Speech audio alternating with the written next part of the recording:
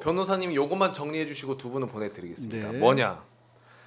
정말 많은 유튜브 채널에서 다루고 있고 저도 오늘 많이 들었거든요. 그런데도 이거는 꼭 많은 곳에서 자주 해야 된다고 생각하는 게 국힘에서 밀고 있는 탄핵 사유에서 왜 내란죄 뺐냐 다시 해야 된다 이런 되지도 않는 주장을 하는데 이게 왜 되지도 않는 주장인지 저는 굉장히 자주 많이 이야기를 해야 된다고 생각합니다. 그래서 변호사님이 요거를 깔끔하게 전혀 상관이 없다라는 걸 정리를 한 번만 해주시고 마무리하도록 하겠습니다. 일단 그냥 그날 지난해 12월 3일 날 윤석열이 어떤 일을 벌였는지는 다 아시잖아요. 국회에 군인들 보냈고 선관위 무료 점거를 했고 이게 위헌 위법 말도 안 되는 포고령이라는 거를 내려가지고 국회의원들도 정치활동을 하지 말라고 했지 않습니까? 그러면 그런 행동을 우리가 어떻게 봐야 될 것이냐라는 거예요. 근데 그런 행동을 어떻게 봐야 할 때 법에 여러 가지 법에 걸립니다.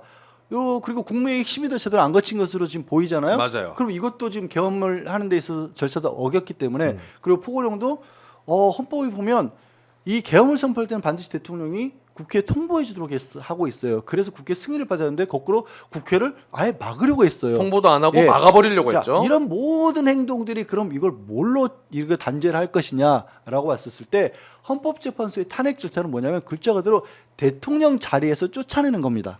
파면하는 거예요. 그렇죠. 그게 헌법재판소 할 일이에요. 내란죄는 아시다시피 이제는 다들 아실 거예요. 형법에 의해서 이거는 살인이나 무기징역에 해당하는 죄야라고 판단하는 거예요.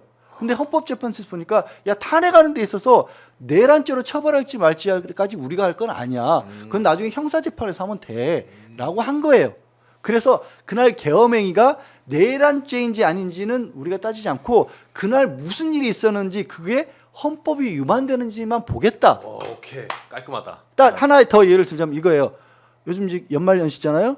음주운전하면 두 가지로 처벌받아요. 하나는 벌금이나 징역형을 가고 이건 형사처벌이에요. 네. 하나는 면허가 취소돼요. 네. 이건 행정처분이에요. 네. 같은 음주운전을 놓고도. 네. 근데 헌법재판소에서는 면허 정지할지 취소할지 요거 따지겠다는 거예요. 나중에 벌금할지 징역은 나중에 보겠다는 거예요. 그러니까 계엄은 선포가 되었고 네. 그게 위법했냐 예. 아니냐 예. 요걸로 근데 거기에 무슨 법을 적용할 것이냐. 네. 그거는 현재 사회. 그래서 내란죄 빼고 가는 게 전혀 문제가 될 것이다. 아무 문제 없어요. 네, 그렇게 정리하도록 하겠습니다. 자, 오늘 두 분과는 여기서 인사를 나누고 저희가 전화 인터뷰가 준비가 또 돼 있기 때문에 여러분들 잠깐만 기다리시고요. 우리 대표님 혹시 네. 마지막으로 하고 싶은 이야기 있으세요? 정한대는 담쌓자. 네, 정한되면 담갔다. 깔끔합니다. 찬성. 자, 저녁에 또 귀한 발걸음 해주신 이택수 대표님 그리고 양지열 변호사님 감사합니다. 네. 고맙습니다.